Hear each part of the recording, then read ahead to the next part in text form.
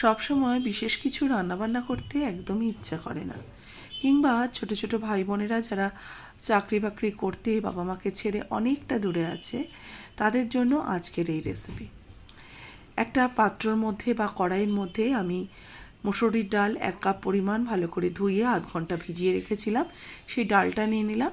লম্বা লম্বা একটু মোটা টুকরো করে আলু কেটে নিলাম আলু, একটু পেঁয়াজ কুচি, একটু টমেটো কুচি, সামান্য একটু রসুন কুচি, কয়েকটা চেরা কাঁচা লঙ্কা, এর মধ্যে দেব একটু স্বাদ মতো লবণ, দেব হাফ চা চামচ হলুদ গুঁড়ো,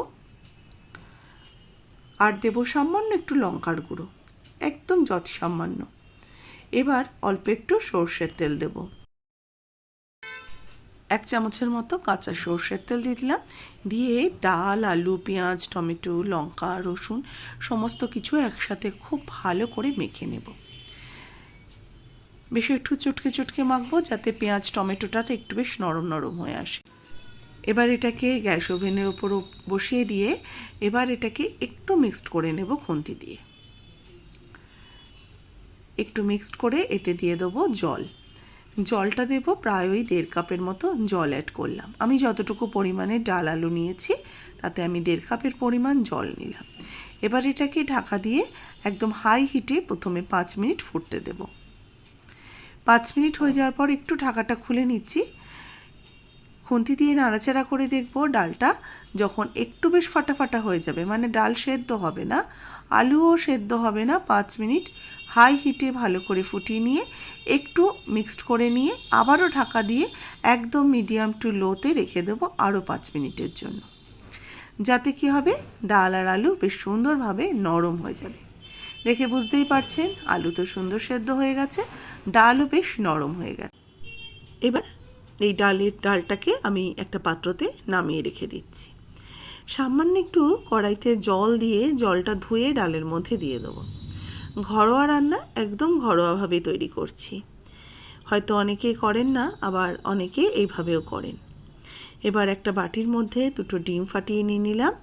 ডিমের মধ্যে একটু সামান্য পেঁয়াজ কুচি, একটু লবণ আর একটু কাঁচা লঙ্কা কুচি অ্যাড করে দিয়ে ভালো করে ডিমটাকে ফেটিয়ে নেব।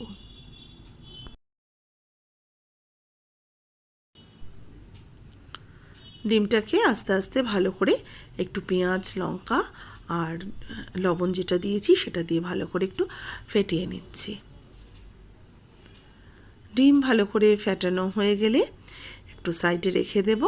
এবার কড়াইতে বসিয়ে দেব অল্প একটু তেল। সর্ষের তেলেই রান্নাটা করছি, তার জন্য সর্ষের তেলই অ্যাড করে দিলাম। এখানে একটু তেল দিয়ে তেলটাকে ভালো করে কড়াইয়ের গায়ে গরম করে নিয়ে অমলেট করার জন্য আমি ডিমটা দিয়ে দিচ্ছি। তবে আজকের এই রেসিপিটাতে আমি বেসিক্যালি খুব বেশি মোটা অমলেট করে ব্যবহার করব না, তার জন্য একটু পাতলা পাতলা করে ডিমের অমলেটটা তৈরি করব বলে দুবারে ডিমটাকে দিচ্ছি।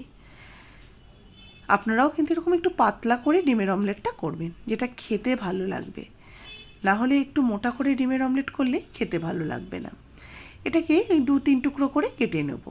কেটে নিয়ে এবার এটাকে একটু ফ্রাই করে নেব। বেশ লাল লাল করে ডিমটাকে একটু ভেজে নিতে হবে। এবার এটাকে উঠিয়ে রেখে পরের ব্যাচে যে ডিমটা রয়েছে সেটাকে অমলেট করে নেব। এটাকে ওই একই রকমভাবে একটু অমলেট করে 2-3টে টুকরো করে নিচ্ছি।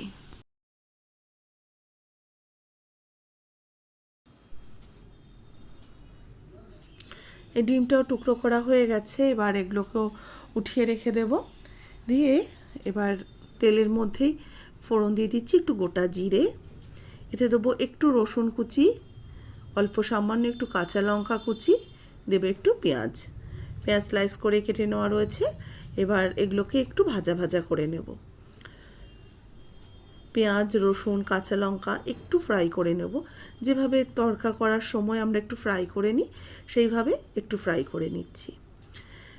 খুব বেশি লাল করারও প্রয়োজন নেই, আবার একদম যে কাঁচা কাঁচা থাকবে সেরকমও না, একটু হালকা বাদামি রং আসা অবধি ফ্রাই করে নেব।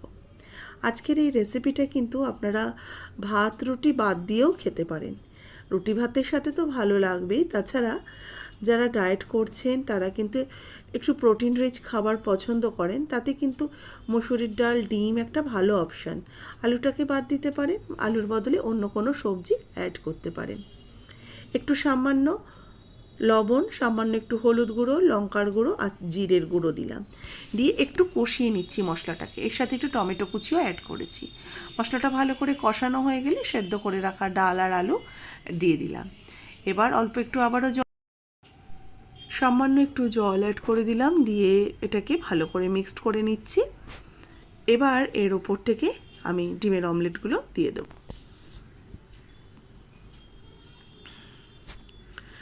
অমলেটগুলোকে দিয়ে ডালের সাথে একটু মিক্সড করে নিয়ে এটাকে একটু ফুটতে দেব।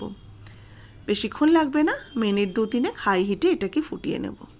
ফুটে যখন দেখব একটু বেশ গাঢ় গাঢ় হয়ে এসছে, এবার নামিয়ে নেব। নামানোর পরে দুটো অপশান আপনাদের সাথে শেয়ার করব।